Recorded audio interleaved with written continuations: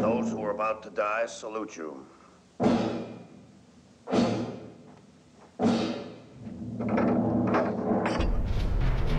Spartacus has to be one of the top 10 features in our library. It's a film of tremendous scope. It is a film that deals with themes of slavery and oppression. And at the time that it was produced in the late 50s and released in 1960, obviously those were themes that were very important in this country and to this country's history. I'd rather be here, a free man among brothers, facing a long march and a hard fight, than to be the richest citizen of Rome. Spartacus is a very important movie, and it makes a statement about what one small group of people can try and do. And I really think that that spoke to the audiences in the early 60s, and it made a difference. When just one man says, no, I won't, Rome begins to fear. And we were tens of thousands who said no.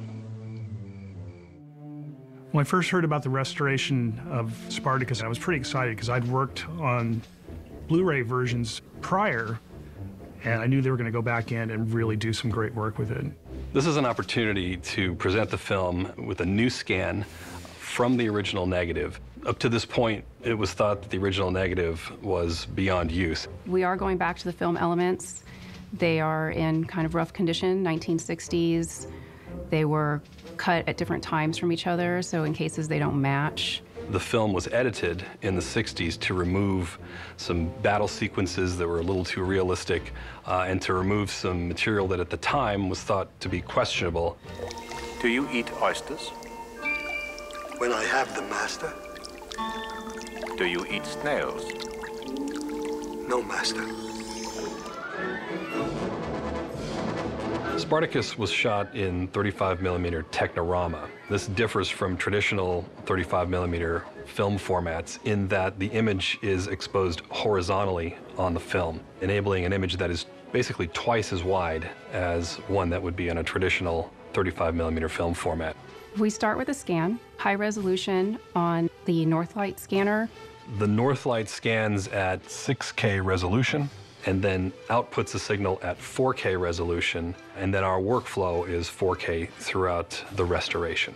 We really have two main functions in restoration, and that is repairing any damage that has occurred or any reversing the effects of aging, and at the same time staying true to what the filmmakers wanted to present to the audience. We've brought Bob Harris on as a consultant to help us with this particular restoration.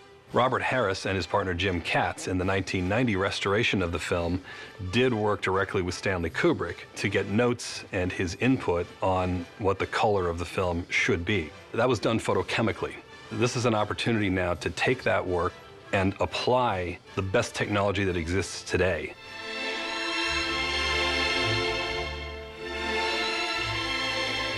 My job as a restoration audio mixer is to really find the pure sound and then just get out of the way of it. It's much like a painting. There's a patina on there. You want to scrape the patina off, but not any of the color.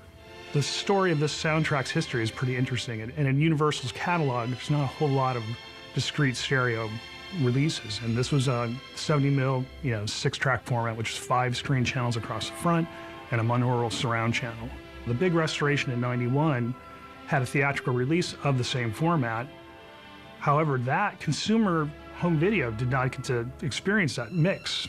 So for the current restoration, not only did we create a 5.1, we also created a 7.1. So in this case, we had a mono surround back from 1960, taking that into stereo and quadraphonic, so a total of 8 total channels for the 7.1.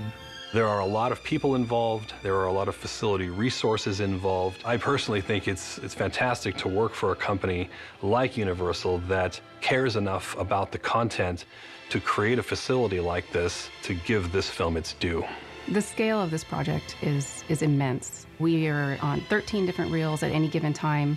You can walk into any room in this building and someone has an image of Spartacus on the screen. In one room, there may be editorial work going on. In another room, there may be scratch removal. In another room, there may be color correction. The color correction process is what we use to even out the color between scenes. When a motion picture is shot, it's shot over many weeks and months. They could start shooting at 2 o'clock in the afternoon and finish shooting at 5 o'clock in the afternoon, and the light's going to be different. So we used our color correction tools to make it look seamless, like it was all shot at the same time of the day. The original negative in this case had started to fade, and what happens when a negative fades is that the blue color usually fades first. So as a protection against that, the studios would shoot 3 black and white layers that were representative of each color piece of the film. So you have a black and white record that represents red, green, and blue primary colors. Those elements can be recombined and thereby reproduce faithfully the colors that existed in the original negative.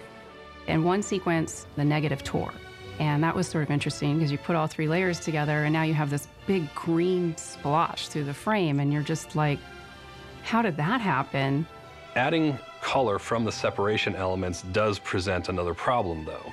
As you digitally combine the images, sometimes they don't line up exactly. This can result in having color fringes. So if you're looking at an actor's shoulder or in profile the edge of their nose or something like that, you will see there is a little blue fringe there. The digital tools that we have at our disposal today can manipulate various aspects of the image so that the image can be recombined in such a way that you do not see that there are separate elements that are building the image. One of the big problems that we face is the dirt and scratches on the frame, in some cases running through an entire sequence, even reels. Mostly we do hand cleaning. They use pixels from before the frame that's got the problem or from after the frame that has the problem, or in some cases they use the pixels from just nearby in the same image. The end goal will be to shoot out a digital negative and have it be a backup for this film for the next 100 years. I do know that we're brothers. And I know that we're free. The team that we have here isn't just a series of technicians, they are artists. They're artists that have a passion for this sort of work, and their work passes this legacy on to generations to come.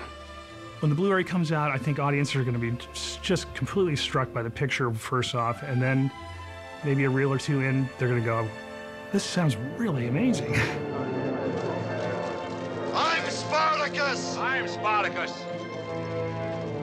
I'm Spartacus! I'm Spartacus! I hope that the audience, when they see this on their Blu-ray, are able to just focus on the movie, because everything that we do is to remove the distractions.